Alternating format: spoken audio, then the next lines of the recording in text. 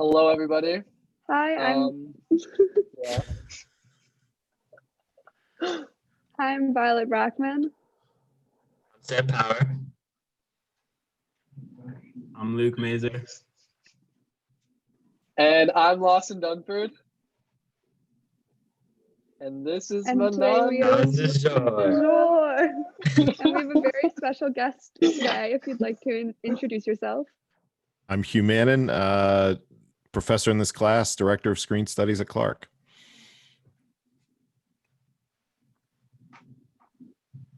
All right. So for this week, our film was Far From Heaven, which is a melodrama film directed by Todd Haynes. And this is set in 1957. Interesting little thing. Eisenhower was also just depicted giving a speech on the TV, so that gave us a little insight to the time period. And the film reflects the social melodrama of the 1950s. The film centers around the ideal suburban Connecticut nuclear family. And as the film progresses, this carefully wrapped present that is the family slowly unravels to show the darker sides of life during this time period. I think that's an apt summary for sure. Yeah. So we usually like to start our discussion by going around and sharing our opinions on the movie and the major things that we thought about it. So does anyone want to go first?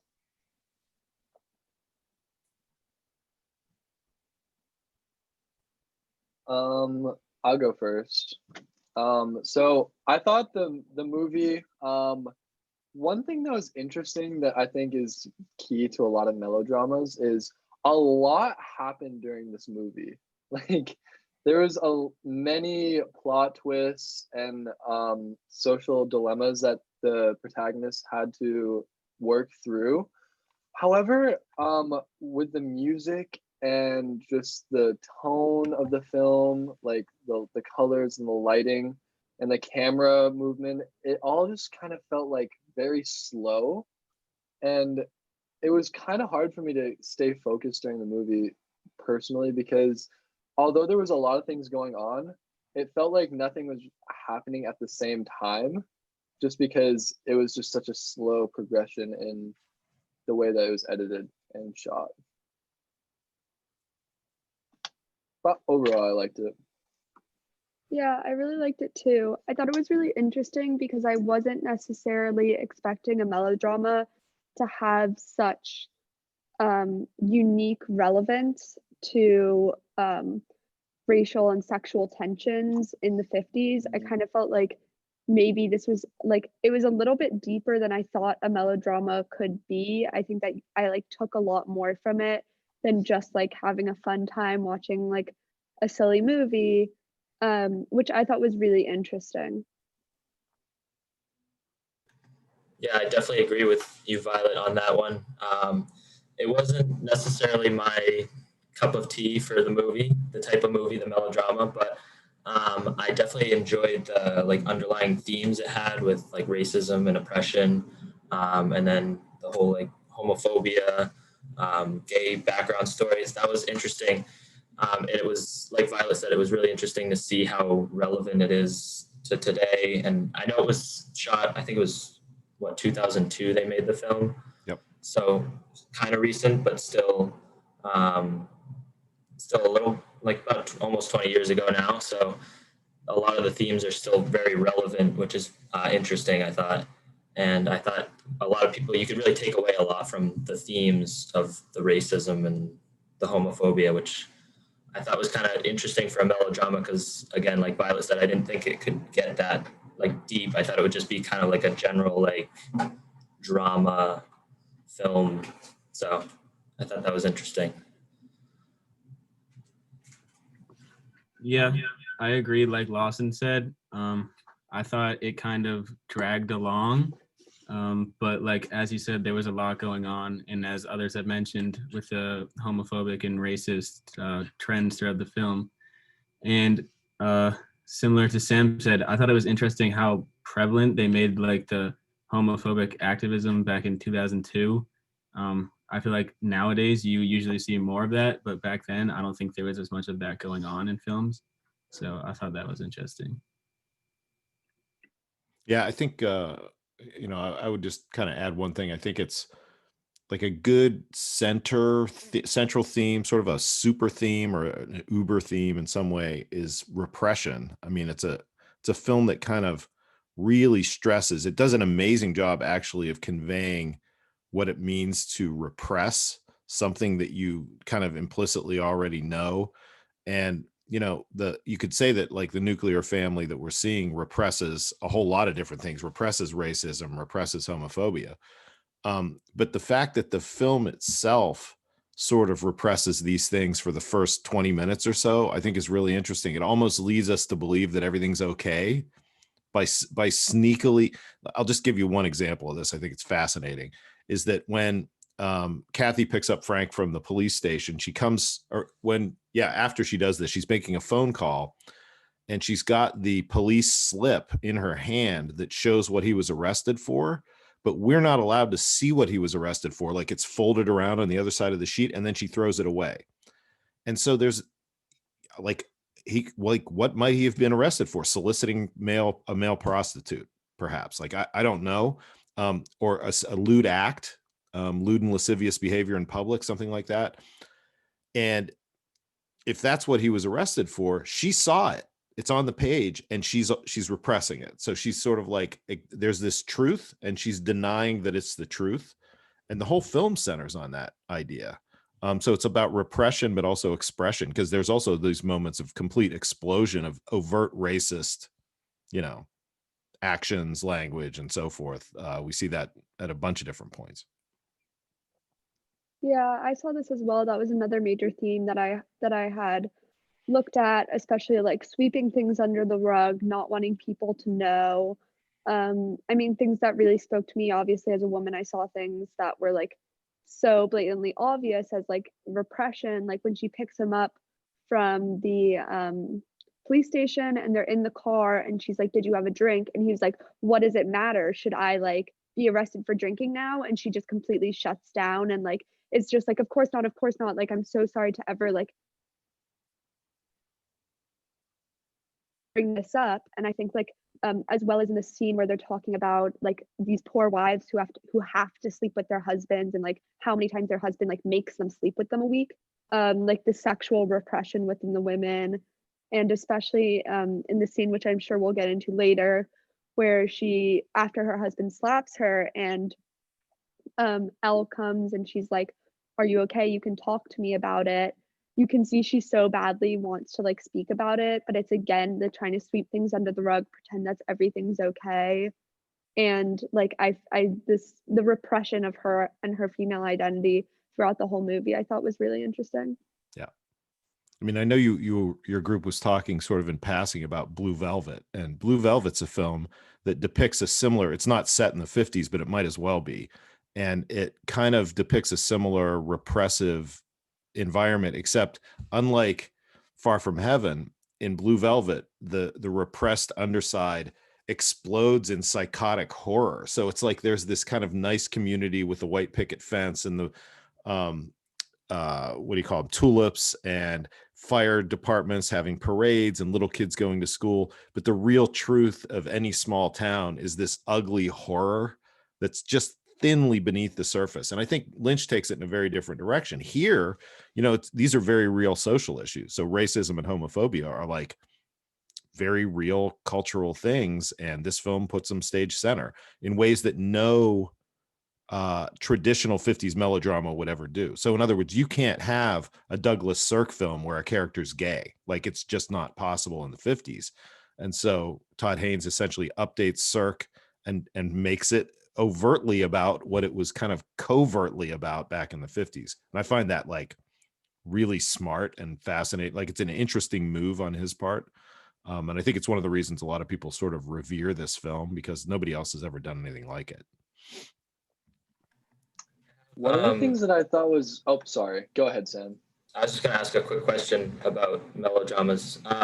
Have since this film, have more melodramas tried to tackle social and cultural issues like this, or is this kind of like a standalone film in that sense?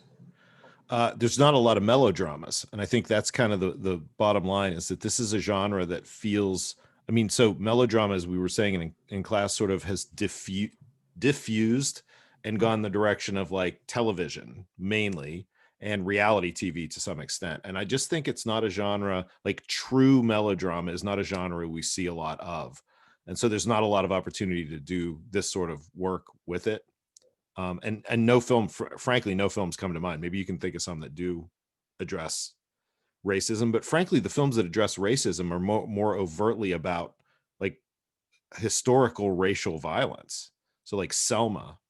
I mean, so there's a film that's not a melodrama. It's more like a historical period piece that's about, you know, African American history. But yeah, it's tough to think of films that do what he's doing here. Something that I thought was really interesting was just like the original setup of the town and like when we first come into the town. Um, Especially coming from a city, I feel like whenever I watch like small town things, it seems a lot more realistic to me because I never lived in a small town. But it really reminded me of like Gilmore Girls, where like you know it's a set because it's so fake looking, but at the same time it's kind of real. Like the really like beautifully colored old cars and like all the storefronts with like these fonts that are like really like old fashioned and um coloring of just that intro scene, which is really important, especially when you look at the end of the film in juxtaposition, when you kind of see the like the far from heaven that appears in the beginning, and then at the end when the film closes. So I think it's interesting how like as soon as we start the film, we see like this very happy, like beautiful fall town, which like fall is a season of like I feel like getting together with your family, like Thanksgiving, Christmas, Hanukkah, whatever holiday you celebrate. And so I think it's interesting to like start the film in kind of this, whereas the film kind of ends leading into winter, which is kind of like this cold winter coming of like dealing with everything that's like come out from the movie and that everyone has seen. Well, what's the deal though with the very, very last shot where we see a branch on a tree with like blossoms on it? Isn't that what we see like under the end? I don't understand. Did we Yeah, skip forward past winter? I don't quite understand the timeline there. It's odd. yeah, I think that in some ways, when I saw that last scene, it's like this very cold and gray, muted um, scape of the town, and then the blossoms that are blooming. I think it's kind of like good things can bloom even in the coldest times, and Sure. I think that kind of comes from like him being able to leave her and be like, I cannot be with you. I cannot stay oppressed in a relationship with a woman. I need to be out and I'm in love. And her kind of being like, I don't really care, like I openly will come and visit you, like it doesn't matter to me that you're black, like I want to be able to see you. And so I think that it's kind of like even in the coldest moments when you feel like you've lost everything, the progression that happened to the characters and their openness and understanding that came out from it was kind of like a blossom in the cold. Yeah, it's good. Yeah, I think it's a good read for sure. Yeah. I just wanted to point out something that was really interesting to me. About how like I think it's really important that this was set in the 1950s, more specifically 1957, because like Violet was saying, how it depicts like this beautiful fall landscape, these nice houses. It looks like a great community. Of course, in the title "Far from Heaven," we know that this place is far from the heaven that it's made out to be. But I feel like during this time, this was all new. This was right. Slavery was very recent in this timeline. And I think people were trapped in this like utopian like mindset where everything's perfect and everything is great, but in reality everything's not perfect and great. And I think that this film does a beautiful job at exposing these things, especially in the 1950s. Yeah, it's definitely, so it's a period, you know, you're right at this moment where everybody's making money. post-war boom is in full swing. The country is extremely prosperous. Cold War is sort of lingering in some ways, but it's not as overtly present as it'll be like in the mid 60s, for instance, like when Kennedy's in office. And so it feels like this golden era, but yet, the big asterisk is America's deeply racist in ways that it wants to hide, and certainly homophobic in ways that, I think are probably talked about peripherally during this period. But certainly, like, if you're gay in the 50s, it has to be hid unless you're in San Francisco or New York, I would argue. So Hartford, yes, I mean, gay men are hiding the fact that they're gay, and it has to be that way in order for them to socially pass and kind of have careers and do what they do. So yeah, I mean, it handles it in a pretty profound, startling way, in the sense that this seems like this idyllic time and place, yet everything's wrong. So it seems like nothing's wrong, but yet everything is wrong. In what you said about the homosexuality, I thought it was really interesting how they painted that picture as well. Like, you say how you almost had to hide it, and in that time you definitely did. And we see that this man who has a great family, has a great job, has great relationships with everybody in the office, and then you kind of see, like, I feel like it might have been irony in a way, but then again, the film, the director doesn't really like show us any explicit irony in this, but you see his whole entire life just fall apart, and just because he's gay. Like, that's the only reason why you see him completely fall apart. And yeah, although it bears mentioning that obviously Todd Haynes is a gay filmmaker, and Frank is one of the characters, or is maybe the only character in the film, who decides to go a different route, and by the end of the film seems to have succeeded at doing that. So we actually see that scene of him and his boyfriend in the hotel room, and there's nothing remarkable about it. They're just sitting around reading the newspaper like an average family in some way, and he seems to have completely escaped it. So the problem that he's in at the beginning of the film is actually resolved within the film's running time. And I think that's important. And I think Haynes is very deliberate in that regard. Whereas for certain, Kathy and Raymond's problem is not resolved at the end of the film. Another thing in regards to like hiding homosexuality that you had brought up, and also on the theme of like repression that we talked about, especially in the beginning of the film, for the longest time, nobody actually wanted to say that Frank was a homosexual. They would say like this thing, or like, I just want to get it out of me, or whatever. It was like, as long as they didn't actually say it overtly, it was as if it wasn't there, or it could go away. It's a great point, but it is said once, and it's not said by any major character in the film, and you'd almost have to have the subtitle on to see this, but one of the cops uses the F word in the police station. And that's like really unsettling, because you just don't expect it. You're already in this tone of 1950s, innocence, or whatever that means. And then you hear this really crude word used. And that just knocked me off my pins. And then it's never said again. So it's not like that sort of direct homophobia comes out. It's all talked around. And like you said, I mean, these words are never used. Gay is never used. Homosexual, yes, but even that is like a clinical term. And so, yeah, it's that kind of tiptoeing around the issue that's repression ultimately. Yeah, I think that's something really interesting that I had like taken note to, was a lot of the internalized homophobia that Frank dealt with when he goes to the doctor and he says, I feel despicable, I'm sick, and I just want to beat the disease, like I'm gonna do it, and the internalized homophobia he has for himself. And at first, when you kind of see him struggling in the office, you think it's just because, oh well, the deadline was pushed forward, and he kind of has all these things to deal with, and you realize that ultimately it was the internalized homophobia that he was suffering, which I know so many friends who are gay who would say, even in society now, I Yep. struggle with internalized homophobia to myself. And I think like that was a really, really important theme and something that's not often depicted. Yep.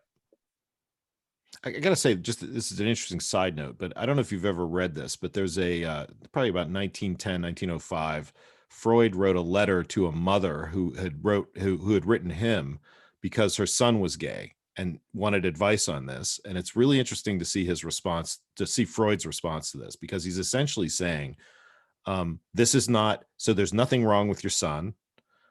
This is a way of being that's different than the way you're used to, but there's nothing inherently wrong with it. And the implication, and this is very true of Freud, is that, homosexuality is no more of a pathology than heterosexuality is. There's nothing natural about either one of these sexualities. And I think that's like fascinating, because people kind of want to give Freud short shrift for somehow like being not progressive, but he's espousing incredibly progressive views 120 years ago. And I think some of that ekes its way into not only Haynes's film, but also I think sort of into the melodrama of the 1950s. So that in some ways, like case in point would be the really obvious thing, which is Rock Hudson is well known in Hollywood to be a gay man.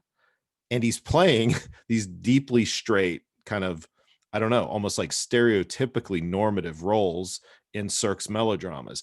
So there's a double knowledge that's going on there. And I don't think the general populace in America knows that Rock Hudson's gay, but surely gay men who see these melodramas know that Rock Hudson's gay, right? It's almost like in the same way that, how Frank and his would-be boyfriend in Miami lock eyes and they immediately get it.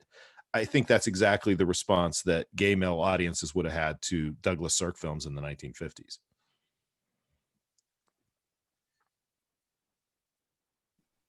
That's very interesting, and I thought that was an interesting scene as well. I thought it was kind of funny because, like, in a way, because I don't know. I feel like it would be kind of unnatural for like man, like nothing. There's nothing unnatural about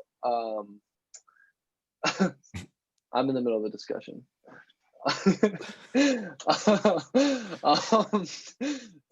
There's nothing unnatural about homosexuality or being gay. But I just thought it was kind of strange in that moment, to like the locking of the eyes and like the being around and like I don't know. I gotta tell you, Lawson, you did this gesture, which I think is hilarious, because there's this famous thing. My son thinks this is so funny. My son was like, I don't know, third grade. And I was out in the front yard and my son was sick home from school, and the bus driver came along, and I sort of locked eyes with the bus driver, and I wanted to indicate, no, he's not coming to school. But instead of making this gesture, I made this gesture, I'm going to slit your throat gesture. Lou, my son thinks that's the funniest thing in the world. Anyway. Oh my Too God. funny. That's funny. Anyway, back to the discussion. Yeah, I think something else there, two things that kind of like veer off this. One, I think what was really interesting is at the same time that he was like looking at the guy when they were in Miami, she was looking at the mother who was pulling her child out of the pool because the little black boy just went in it. And so I think it kind of was this perfect moment of them both expressing their like differing kind of societal changes that they were experiencing. She's kind of seeing racism happen actively, whereas before she wouldn't have paid attention to it. And he is actively like being able to lock eyes with a guy and be like, you're gay, I'm gay, hey, like what's up? Yep. Yeah, that's a really important parallel. I don't think anybody, to my knowledge, has mentioned that scene where the little boy goes in the pool, and that's a super important moment. And it's the correspondence of those two actions that are happening within like a minute of one another at that moment in the film that's so crucial. It's like when you talk about a juxtaposition, that's a critical juxtaposition in the film. Yeah, and I think the other thing that this film does so well that I really, really enjoyed was kind of this aspect of it, how it talks about that anyone can be oppressed by anyone, and just because you are an oppressed individual does not mean you cannot oppress other people. I think it's like very interesting how Frank, as a gay man can still press his wife. And kind of like one of the things that I also found was interesting was like Kathy, who is like, we see that she's kind of realizing this the issue with segregation and with racism when she's like when she gets scared by the by Raymond, she's like, or whatever, I forgot what point it was. She's like, oh, when she's confused that he's at the art show because he's like not like, because why would a Black person have any like cultural interest in like this art? She was like, oh yeah, well, like me and my husband love the NAACP. And that was also really interesting because, as we know, literally from just watching I Am Not Your Negro, James Baldwin talks about how the NAACP was extremely classist. And I thought that that was like an aspect of classism kind of slipping in, because I think we know that they're wealthy.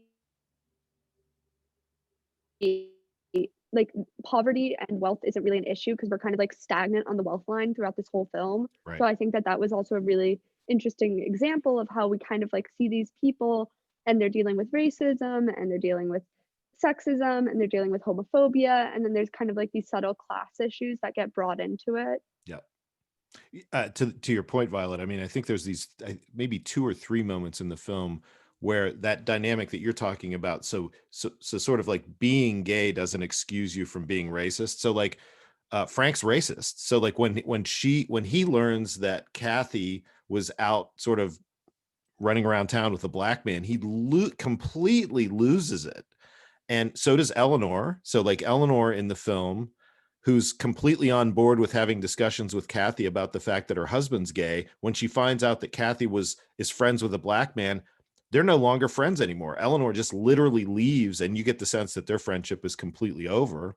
And then there's also the scene. So the third one is when Kathy's asking Raymond about what's going on and why he's leaving. He says, yeah, people keep smashing the windows in my house. And she says, who's doing it? Like white people in town? No, it's Black people who are smashing his windows, because it's the one, he says, it's the one thing that Black people and white people can agree about, is that neither group likes interracial relationships. And so the film is, I would say, complex in that regard. So it's not like gay people and Black people are 100% good and, beyond reproach. No, like everybody in this world has some sort of prejudice, and almost nobody's escaping that, with, I think, kind of the rare exception of maybe Viola Davis's character, who seems out of the narrative, but very knowledgeable about what's going on and seems to have like perspective on it. But again, she's not, no coincidence, she's not a main character in the film. One of the scenes that I thought was interesting that tackled like the issue of racism was when Dennis Haysbert's character, his name was Raymond Deegan, right? Yep. He brought Kathy to the diner, which was like an all Black diner, because she had asked him how it felt to be like the only one in the room, and then he flipped the situation on her, and I think that was a really interesting way to like look at racism, because like it was a really good way to explain it and understand it, I guess. Yeah. And I thought that was a very like powerful scene in some ways. The best thing for me about that is that he keeps saying, no, these people are really friendly, and they're not. They're absolutely not. They're friendly to him, but they're not friendly to her, and they're not friendly to either of them when they see that he's brought a white woman into the bar. Actually, you said diner. So there's two scenes. There's the actual diner scene when they're seated at the counter and the white people essentially stare them down and they leave. So, and then I would describe the place that where Raymond takes her is like a roadhouse. That's something that kind of doesn't exist anymore, but it's like a juke joint or a roadhouse. There was a place like this right down the road from where I lived growing up, and they just kind of don't. I don't know. It's a thing that doesn't exist anymore. A roadhouse would be a place that's got a bar on one side and sort of a dance floor attached to it, and people would go in there and drink and dance. And it was a 30s and 20s sort of thing. It's kind of a cool thing if you ever get to go to a true roadhouse, but it's very old fashioned. Yeah. Yeah, I think another thing that kind of plays on this is the scene where they're at the party and they're talking about how how there's like no black people in their town or whatever. Yeah. And they're like, that's why segregation will like isn't an issue for us because there's no black people around. Meanwhile, there's like a black man who's serving them drinks as they're saying that. Right. So I think it's kind of like not only being the only person in the room because he was the only shown black server, but also while being the only person in the room, being completely invisible to anyone around them unless you're like serving a purpose that's like directly needed for them to talk to you, which I also thought was interesting. Yeah. Lawson, you had a comment? Yeah, sorry, I keep like interrupting people and then be like, oh gosh. It's the nature of Zoom. My It's just how it mind- works. like, yeah. Well, I kind of want to ask you guys about and girls about what you thought about the music in the film. Because number one, I love music, so I always have a particular focus whenever music is in a film and what it means. Yeah. But I wanted to ask you guys about how maybe the music progressed the plot and what like there was classical piano music, pensive classical piano music in some of the more intense scenes, and then jazz. So what are your thoughts on that?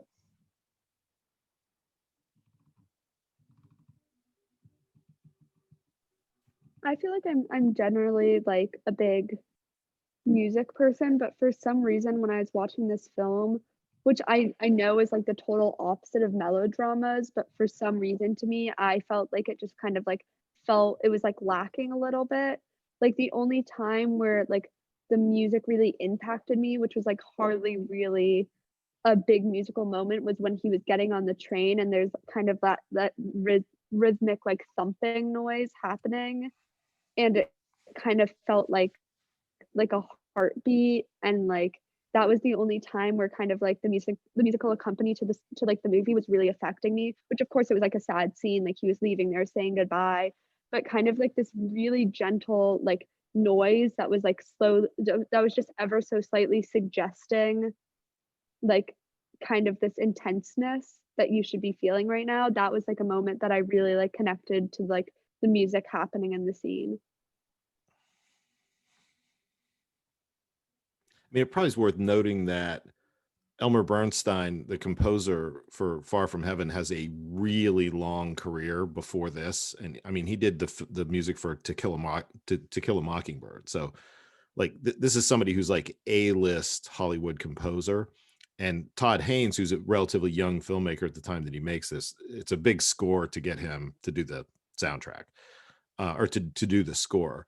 But I do think it's not like I feel like it's a more subtle score than what we're used to seeing in Cirque, for instance, or in those clips that we saw in class the other day.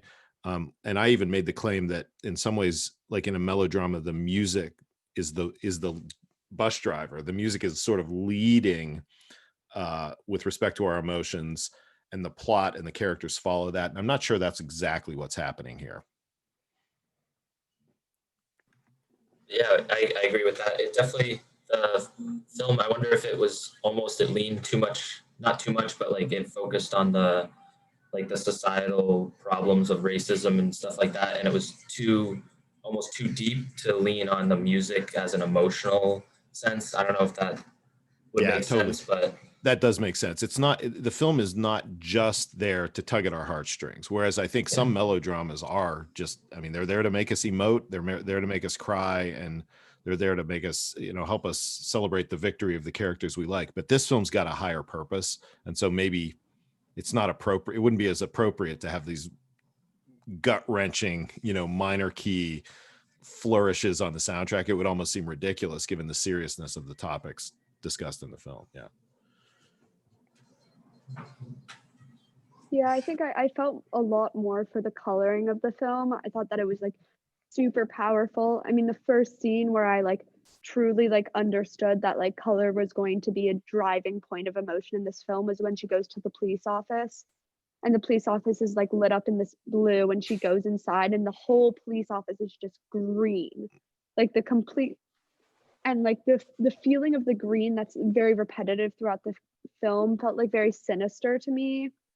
like I know there's like the scene where he goes into the bar and it's all lit up in green and purple, which like I could only think of like the Joker and like Yeah. some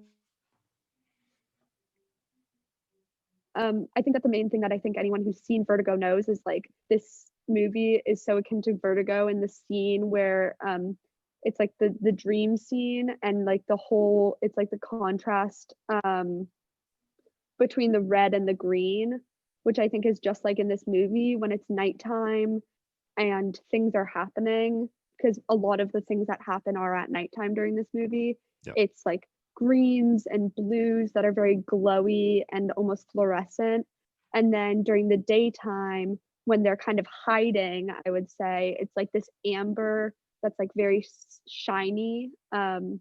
Like there's a scene where all the women are standing outside talking about the newspaper article that was written about Kathy, and they're all wearing like greens and reds, and they're all like blondes and like light brown, like light brunettes. And I think that like the color palette of the film was something that really that wanted to influence what we were feeling in each scene. Yeah. Yeah, and somebody pointed out to me the other day, and I think this is right too, that fall, despite having all sorts of connotations about growth and rebirth and change, it's also the most flamboyant season of the year, and in some ways, like the film does have this sort of color related flamboyance to it everywhere. And that's just clearly intentional. I think it's like one of the most brilliant color films ever made. I mean, I don't think I'm overstating it. Like I've never seen anything quite like this. And I honestly do not understand. Like if you think about how quick fall, like peak leaf time is in New England, like how do you get all this shooting done while the leaves are still on the trees on a day that's like okay to, where the weather's all right, where there's not wind. It seems like nothing short of a miracle that they have all these shots where the background is nothing but the most vibrant orange leaves you've ever seen in your life. And every scene is like that, just scene after scene after scene. It's amazing. I feel like throughout the film, I think, okay, so first of all, the cinematography was absolutely amazing. The way it made it feel like you were really in the 1950s.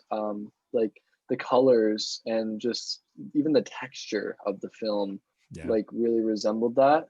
And not only did the color and the cinematography more specifically do that, I feel like it was also almost set up like one of those more traditional like 1950s. I even like I don't know, it kind of reminded me of a soap opera kind of, because I feel like everything was, each detail was so particular and crafting this perfect world that they were all living in. And at times it even kind of felt like a Hallmark movie, like especially in the beginning, because it does such a good job at painting this perfect world and crafting it. Yeah. Also, one more thing before I'm off, about what Violet was talking about the night versus the day scenes. I thought it was really interesting. Something that I noticed was Frank at night always seemed to be shrouded in this darkness. Like he was always like, you can never fully see him at night, even though everything else was kind of lit up. And I feel like that might have been, well, that definitely was purposeful and showing that he's got this huge burden hanging over him, this self-hatred, since he feels like he's physically sick. And I just thought it was interesting how he was always kind of shrouded in darkness. Yeah. No, that's a really good point. I think it's very deliberate. It's very consistent, Yeah, I think another interesting thing with color is the fact that Kathy, whenever she was with Raymond, her outfits changed color, which was the purple. As soon as the purple scarf flew off her neck, it was the scene where all the women were wearing the same exact colors. And I knew that when the purple scarf flew into the backyard, I was like, oh, of course, the purple scarf, because no one else wears purple in this movie, flies into the backyard. And I know who's going to be in that backyard. Yeah, right. it's gonna be Raymond. And then when they go on the what's it called? The when they go to like the get plants or whatever, when they see like the trail, she's wearing an all purple outfit then. And I think that it's really interesting also that at the end when she says goodbye, she has the purple handkerchief firmly wrapped around her and it's not going anywhere. And I think that that's kind of like his impact on her as a person is like represented in like this purple scarf that she kind of at first she like he finds, which is kind of like him like finding her like not really understanding, but I guess understanding of people of color and their oppression. And then when she wears it out, it's kind of her like actively being like, I am okay to be with you. And then when she wears it saying goodbye, she is like, you will forever leave an impact on me. It's great. Yeah, I think that's right. It's that's a symbol. So, students in this class love to talk about symbols. And I think that's an overused word, frankly. I think there's connotations and there's different associations that are created by certain objects, but rarely is something like an overt symbol, but that's a symbol. So the scarf is an overt, consciously planted symbol in the film. And it's exactly what you said it is, no question. And the fact that it's wrapped around her head, it's just perfect, right? So it's like her head's now in the game in a sense by the end of the film. But the problem, of course, is that I think when we get to the end of the film, it's too late. I've heard every version of this, and Rock Sommer was discussing this film with another group, and they kind of came to the conclusion that really there is a possibility that maybe that the two of them would come together later in life in some way. Like my read on it's a little different. Like I think Kathy, through action and inaction, has sort of ruined Raymond's life, and he's leaving because he has to. And I don't think they'll get together again. Like, I think it's literally like she shows up, makes this gesture, and he leaves. And that's his statement. And his statement is basically like, I'm with you. Like I get that you're trying, but it's too little too late. And if you'd adopted this position an hour and 15 minutes earlier in the film when I was in real trouble, like something could have come of this, but it's too late, lady. Like, you kind of blew it. And you kind of still aren't there. Like, I think at the end of the film, she's still not quite, she still doesn't quite understand. Whereas I think Frank knows who he is. Raymond knows who he is. Kathy's still a little, she's not, she hasn't arrived yet. And it's like, why would she? Like, this is only like, how much time has elapsed here? A week? So she's got to rewire herself in a non-racist way. And in a non-homophobic way, and it's going to take time, Yeah, I actually thought that decision on Raymond's part was so important because it also showed the fact that if he chooses to live this life of being in a relationship with her, he is bringing upon so much harm to him and his daughter. And I think that really speaks to like the importance of like he was like, this is the only place where I've ever lived. Like, this is where I have my whole life. And like, because of what you have done, and like, it has turned me into a pariah. Like, I can no longer live in the place that I love. And now I have to move to somewhere. And it's also interesting that he moves to Detroit. He moves to one of the biggest Black cities in America. And I think that's also like, I just feel like that part in the scene, I was so like understanding of him, because I feel like usually when like the love interest leaves, you're like, oh no, like stay, like she knows now that like you guys should be together, and she's like grown so much, and like you guys could have such a cute relationship. Like at that point, I was kind of like, I so badly want him to like leave, because I know that what she can possibly do is so destructive to him and his daughter's lives. Yeah, and it's also important. Don't forget too, it's so harsh, because not only has she destroyed his life, but she's destroyed his father's business, right? So you can imagine the struggle that his father had establishing that business in Hartford back in the 1920s or whatever. And so that he built up that business, gave it to his son, and she destroyed that. It's like unconscionable and really, really bad. And I think like the fact that we almost forget that at the end of the film, we're kind of like, wow, yeah, like you said, like, wouldn't it be nice if they could get together and have this cute relationship? Like, we almost forget the damage that's been done here, which is unbelievably bad. Like it couldn't be worse. Like imagine that, right? So someone comes along and just by showing up with you in public destroys your father's business that he worked so hard on and you're working so hard on. Like it's like the fact that we can almost overlook that is our problem. You know what I mean? I think Yeah, we're it's like like with Kathy, like to the extent that you want to be with it's Kathy, like you're just culpable as she is. yeah, I think it's a layer of like white privilege that kind of isn't shown in movies because I feel like when it's shown in movies, it's like very aggressively like, oh, like you can like you have people of color who like serve you and like do what you ask. But I think this kind of very small example of the fact of that she can move on and can stay there because no one is Right. coming to her door That's right. and like throwing rocks at her, but he can't is just like the perfect example because I feel like rarely do we see an equal kind of like this place where a black and white person are equally set at the same issue and are being treated differently. Right. It's more of the fact of like, well, all black people are being treated like this because all white people are being treated like this. And I think it's interesting when they kind of go through the same exact thing of being exiled. And for her, it's just like her friends are like, I don't really want to be friends with you. But like no one is actively trying to like harm her and like run her out of town. Yeah. Mhm. Yeah, they're guilty of the exact same thing.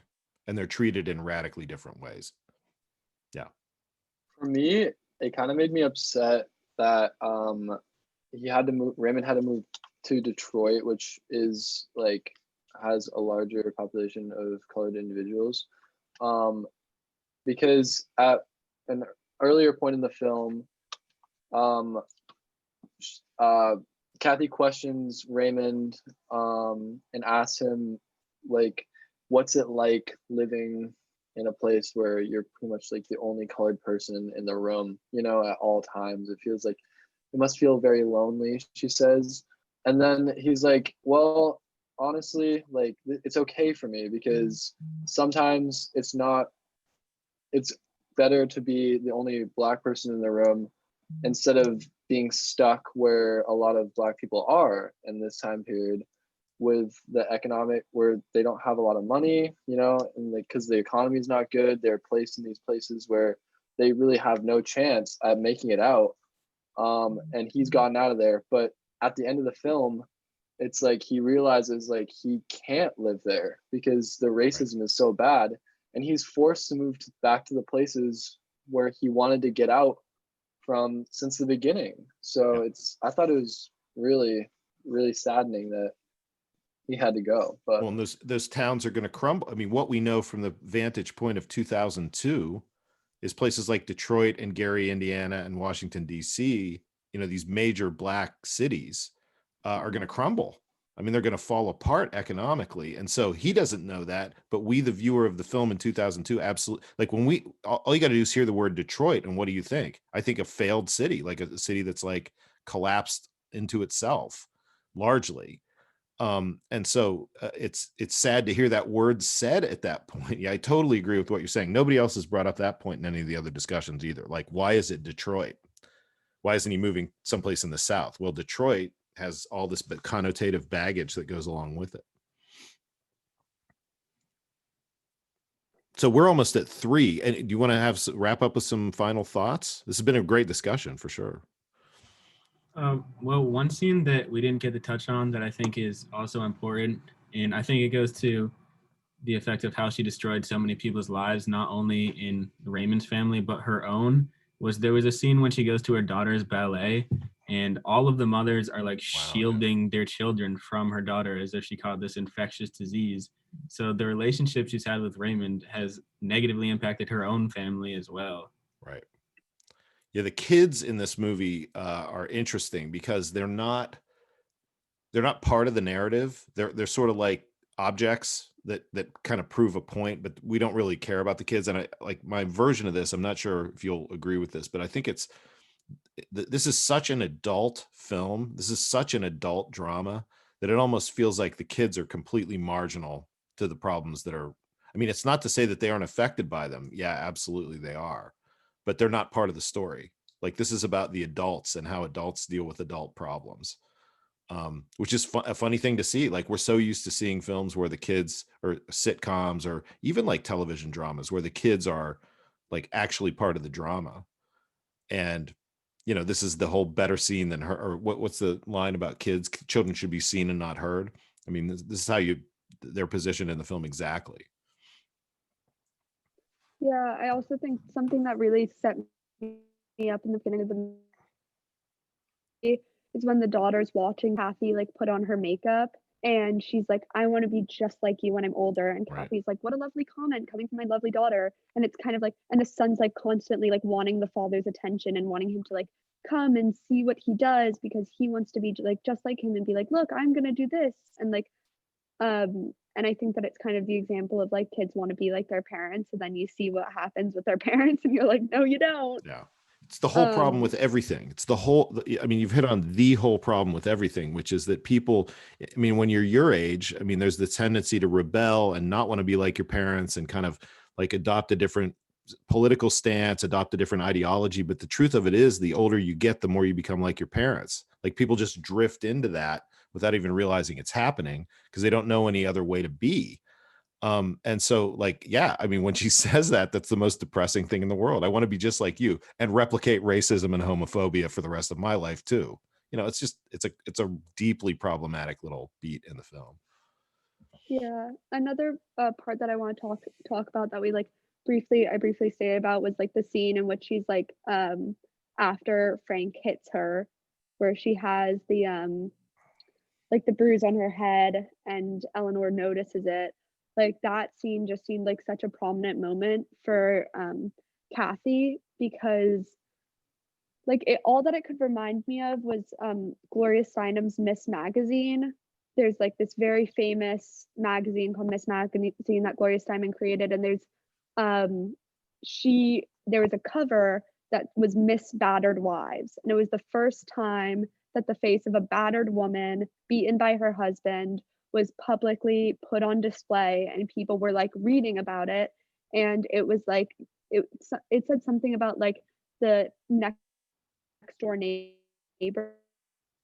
or something, or like the people who lived right next to you. And I think that's really interesting for how hidden domestic abuse is. And I think that was like a perfect example of that. And it like touched really deep. Yeah.